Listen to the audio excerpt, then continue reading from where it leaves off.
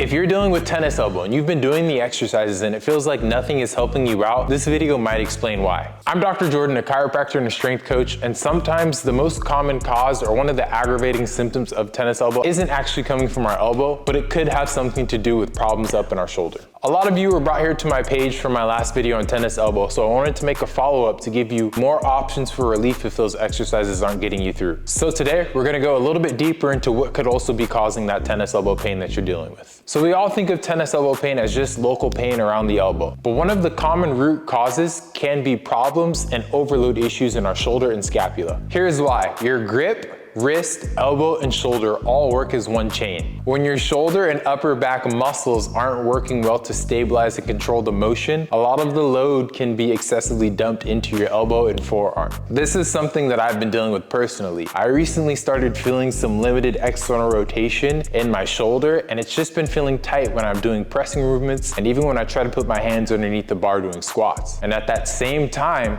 some of that tennis elbow pain that I was dealing with has started to creep back up. And it's because the limited mobility and control that I'm dealing with in my shoulder is then causing my elbow to have to take on more stress and strain. I'm not doing anything different in or out of the gym, but there's this limitation that I've kind of been ignoring that's starting to bring back that tennis elbow problem. So if you are like me and you've been feeling some mobility issues or limitations in your shoulder and your forearms have been starting to flare up a little bit, or when you press on this muscle here, it really flares up that issue, then this might be what you want to do. So here are 3 exercises I want you to work on to strengthen your shoulders and build more scapular stability. Exercise number 1 is going to be a scapular retraction row with an open hand grip. For this one, use an open hand grip so you're not squeezing the handle tight. Think about pulling your shoulder blade back and down, letting the elbow follow. You should feel this behind the shoulder, not in the forearm. Exercise number 2, banded diagonal pulls. This is straight out of my shoulder stability program. Keep the arm long and pull up and out at about a 45-degree angle. Focus on smooth control from the shoulder blade instead of gripping the band hard. Exercise number 3, banded Y raises. With Y raises, keep the rib cage down and lift the arms without shrugging. Slow and controlled is the key for this movement. Now that we've got the shoulder and scapula stabilized, it's still important to encourage some load tolerance into the elbow. So try out these exercises to help continue to build some of that strength back into the area and increase that tissue's tolerance to load. So here are 2 exercises to help you train your wrist extensors the right way. Exercise number 1, slow eccentric wrist extensions.